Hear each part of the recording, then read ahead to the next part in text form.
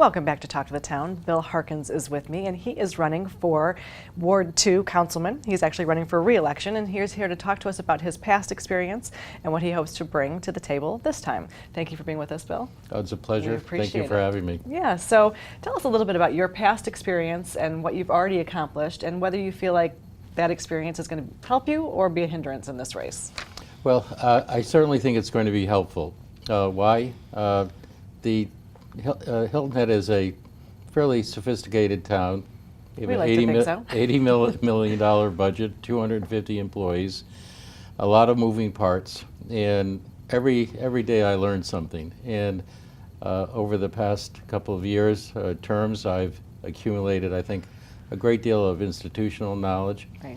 And equally important, I've made very good relationships on a local, county and state level, and even at the federal level. And I think all of that adds up to a great deal of preparation Right. and institutional knowledge that can be helpful. You're ready to hit the ground running in your second term. Absolutely. Yeah.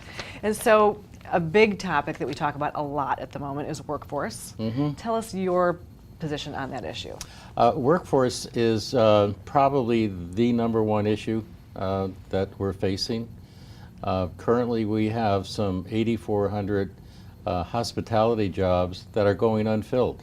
It's amazing. It really is. And when you think that over 70% of our revenue in the town comes from that hospitality sector, Right. It has a significant negative impact. Sure. So it's a complex situation. Several things have to come into play. One, we have to really enhance and provide a more robust transportation program. Mm-hmm. I think that's right up there on top. Second, from an educational standpoint, the USCB will be generating quite a few new students, Right. as will the technical college. Those will be generating new people to come here. That's good news. That is good news. And in terms of housing itself, we have 35 to 40%, depending who's counting, unused space, vacant space, if you will, in terms of commercial activity on the island. Mm-hmm. Maybe that can lend itself to turning lemons into lemonade. Right. Right. And you mentioned all the new people that were going to be coming from USCB and so forth. So that does create another issue, which is traffic. Sure. So again, another hot topic is the 278 corridor and the referendum that's on the ballot. Tell us what people need to know about that before they make their decision. I always like to talk about what people have in terms of common ground. So the facts are, the first bridge you come over, the Bowers Bridge, built in 1953. The engineers at the state level say useful life is 50 years in this state. So clearly that bridge, we're told, needs to be replaced. Right. Next, the other 3 bridges were built in 1983. And if you go from idea generation to developing an operational bridge, 10 to 12 years, that puts us at another point of obsolescence for those bridges. Okay. Certainly congestion, big issue. Yes. And safety.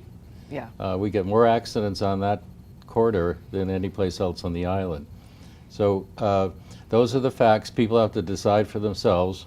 But when you work the math, in my opinion, it's a pretty good deal for the island. Right, and it's something that really does affect all of us. Mm-hmm. And although sometimes doing a referendum might be a little painful, in the long run it might be the best thing. But obviously people have to make their own decision. Yeah, people have to make their own decision. Yeah, of course. And so in our last few seconds here, tell us about arts and how you feel that impacts the island and the importance of the arts. Many people come to communities like this because of a strong, robust arts program. I feel a strong program in the arts has an appreciable impact on real estate. I think we need to get our heads together and, as is being done, to see how we can become more vibrant, more sustainable in the future. I think looking certainly on the island, but also looking off island with the university to see how we might forge a collective level of interest and we can build on our individual strengths, and maybe 1 + 1 might equal 3. Yeah, exactly.